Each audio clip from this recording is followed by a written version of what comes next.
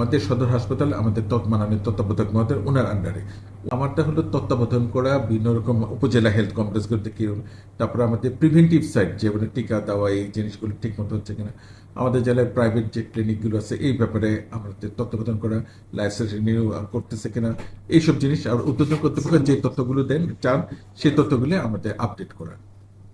সাম্প্রতিক একটা সাপে কাটা রোগী ফরিদপুরে মারা গেছে, আমাদের সদর হাসপাতাল থেকে রেফার করা হয়েছিল।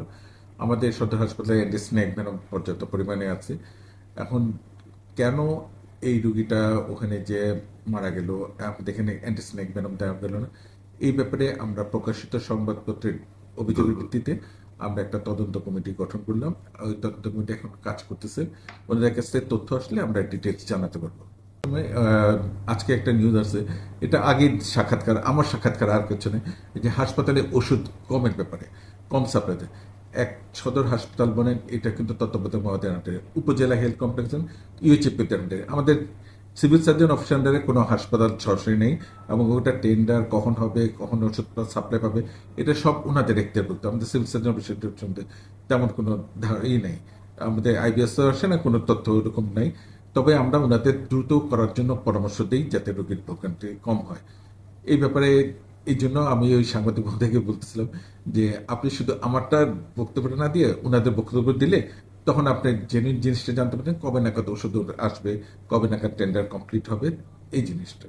আমাদের সদর হাসপাতাল আমাদের মাননীয় তত্ত্বাবধায়ক মহোদয় ওনার আন্ডারে, উনি সবকিছু ওখানে সব।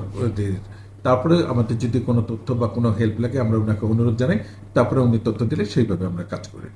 উপপরিচালক র্যাঙ্কের, এটা সরকারি 4th গ্রেডের। আপনি? আমি 5th গ্রেডের। তাহলে আপনি কোনো বিষয়ে তাকে চার্জ করতে পারেন না?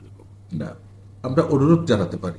এটা হয়তো ওনারা বুঝতে পারেন না যে সিভিল সার্জন মানে সরাসরি যে তত্ত্বাবধায়ক মহোদয় হাসপাতালে যে ওনার যে সরাসরি আমাদের যে কোনো মানে অধীনে না, এই জিনিসটা ওনারা বুঝতে পারেন। এটা সরাসরি তত্ত্বাবধায়ক মহোদয়ের অধীনে, ওটা সর্বময় ক্ষমতা ওনার।